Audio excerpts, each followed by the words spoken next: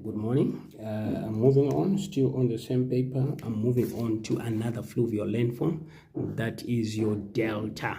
I'm moving on to another landform. That is your delta. Today I'm working on geomorphology. Okay, so delta, the first thing that you need to understand is what is a delta. You need to understand what a delta is. You need to understand what is a delta is, and also where is it formed. So I'm gonna do it this way, okay? I'm so in love with the profile of a river. This is the source, this is the mouth, this is the upper, middle, and lower course. So you need to understand, where do we usually find this delta? You can see here, you can see here, this is your what? This is your delta. It's close to the mouth of the river, which means you find it in the lower course of the river. You find it in the lower course of a river. That's what should guide you. So it means your delta, you find it in the lower course of the river. This is where you find your delta, in the lower course of the river. Okay, that's number one, which means there is more deposition in the lower course. I want to help you there.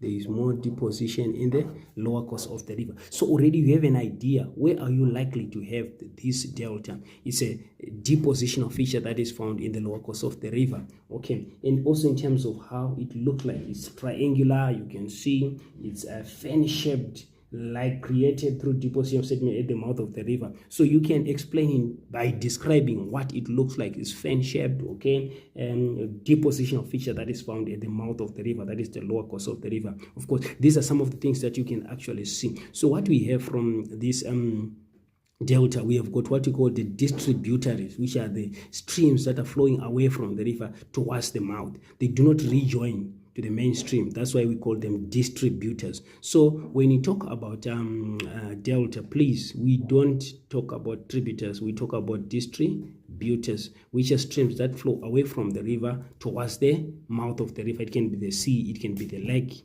okay, it can be the ocean. They do not rejoin the river. That's why we call them distributaries, okay, which means all these are distributaries. All these are distributors. They're flowing away from the mainstream towards the mouth of the river. They do not rejoin the river. That's why we call them distributors. That's why we call them what? Distributaries. Of course, you can see also that there is deposition that is taking place here. There is deposition that is taking place, which shows that the river has lost most of its energy. It starts to deposit, okay, some materials because it has lost most of its energy. So this is within the lower course of the river. This is a depositional feature that is fan-shaped as a result of a river losing energy on the mouth of the river. That's what a delta is all about.